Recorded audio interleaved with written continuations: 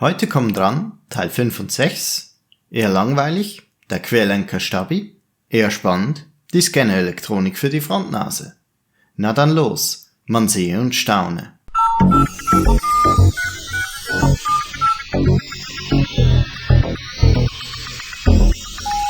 Hallo und herzlich willkommen bei einem weiteren Teil meiner Aufbauvideoserie zu Fanhomes Kit.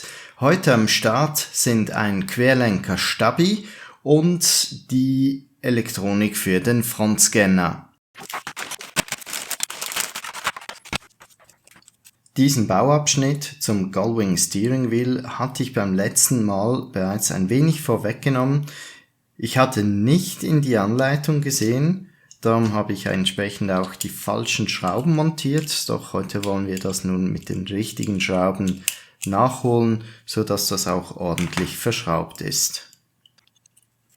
Wenn wir den heutigen Abschnitt anschauen, die Scannerelektronik zu verbauen, ist das doch eine relativ einfache Angelegenheit. Das ist nun ein wenig verwirrend. Wir sehen, dass die Linse gewinkelt ist, wohingegen das Bauteil mit der Scannerelektronik gerade ist. Da hat es keinen Knick drin. Und das müsste nun wohl geknickt werden. Das sollte man sicher jetzt nicht einfach knicken. Dabei könnte nämlich die Leiterbahn beschädigt werden.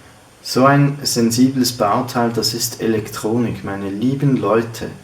Wir wollen es verbauen, also bleibt uns da keine andere Wahl, machen wir das eben, aber wirklich überzeugt bin ich da jetzt nicht von. Das muss ich ganz ehrlich anmerken.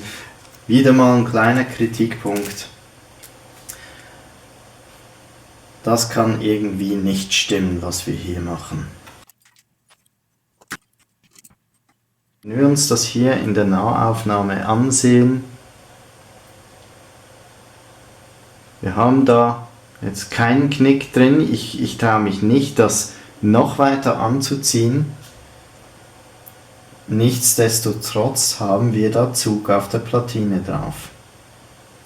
Was ich auch ein bisschen problematisch finde, das sieht man dann hier sehr schön, dass wir relativ nah an der Leiterplatine eine Schraube platzieren. Und Schrauben aus Metall in der Nähe einer elektrischen Leiterbahn, das ist eigentlich keine sehr gute Idee.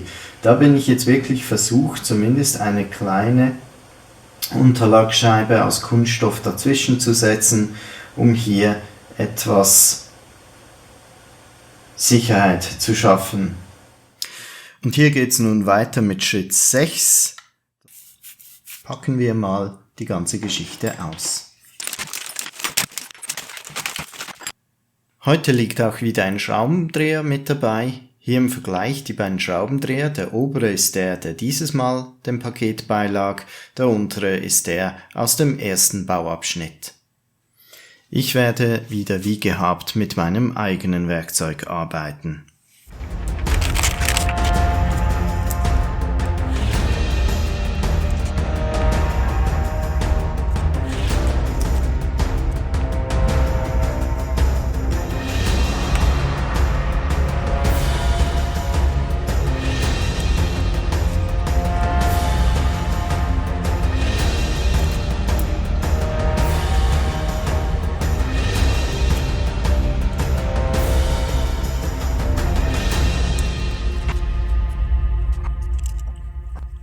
Und damit sind wir schon wieder am Ende. Wir haben gebaut. Nein, ihr habt zugesehen, gebaut habe ich. Und zwar habe ich das Gullwing Steering Wheel heute ordentlich verschraubt. Das hatte ich zwar letztes Mal schon gemacht, damit ich das ans Dashboard anhalten konnte, aber eben, da hatte ich ein wenig geflunkert und einen Schritt vorweggenommen. Heute habe ich lediglich noch die korrekten Schrauben dran gemacht. Weiterhin habe ich die Scannerelektronik an die Frontnase dran geflanscht. Und zuletzt noch haben wir den Querlenker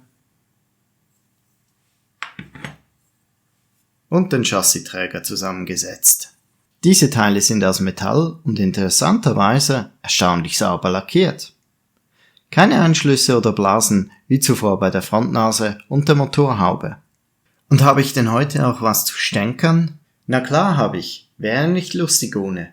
Nein, im Ernst. Ich finde einfach, dass diese Dinge erwähnt gehören für ein ehrliches Review. Der Stein meines heutigen Anstoßes ist, ihr könnt's euch wohl denken, der Scanner. Fangen wir mal damit an, was gut ist. Der Trailing Lights Effekt im eingeschalteten Zustand sieht absolut umwerfend aus. Ach ja, es sind 8 LEDs. Jupp, das war's. Ende. Mehr ist da nicht. Schalte ein, schalte aus. Fertig. Die meisten Leute werden damit zwar mehr als zufrieden sein, aber für ein Modell, das 1500 € kostet, hätte ich mir persönlich viel mehr erhofft. Nehmen wir den Vergleich zum Dashboard. Da hatte ich mir wenig erhofft, ein paar Prints, eine Beleuchtung und das habe ich dann auch bekommen. Das passt für mich. Aber für den Scanner, der schließlich jedem sofort ins Auge sticht, da hätte es wirklich etwas mehr sein können. Erstens mal die Elektronikplatine. Die ist plan, die muss aber hier mit einem mittigen Winkel verbaut werden. Platinen biegt man nicht. Platinen knickt man nicht. Sorry, auf ein Elektronikbauteil, da gehört kein Zug drauf. Das ist einfach nur Stümperei. Punkt. Und dann stellvertretend für alle Hardcore-Fans. Wo ist der All-Lights-On-Effekt? Der Scanner ging nicht einfach an und dann läuft das Licht links und rechts. Nein, zuerst leuchten alle 8 Lämpchen auf und erst dann setzt der Links-Rechts-Laufeffekt ein. Das geht mit jedem billigen Microcontroller und das ist nun absolut kein Hexenwerk. Ich verlange ja jetzt nicht 1000 Scan-Patterns, aber All-Lights-On, das wäre jetzt schon was gewesen. Laut Katalog soll ja eine Armbanduhr als Fernbedienung mit dabei sein. So wie ich das heute zusammengebaut habe, wird das nicht funktionieren, denn das bisschen Platine scheint mir keinen Funkempfänger zu enthalten. Ich vermute, dass in einem späteren Abschnitt zwischen den beiden Steckverbindern A und C noch eine zusätzliche Platine eingeschlauft wird.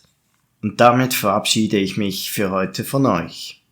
In einigen Tagen sollten die nächsten Bauabschnitte eintreffen.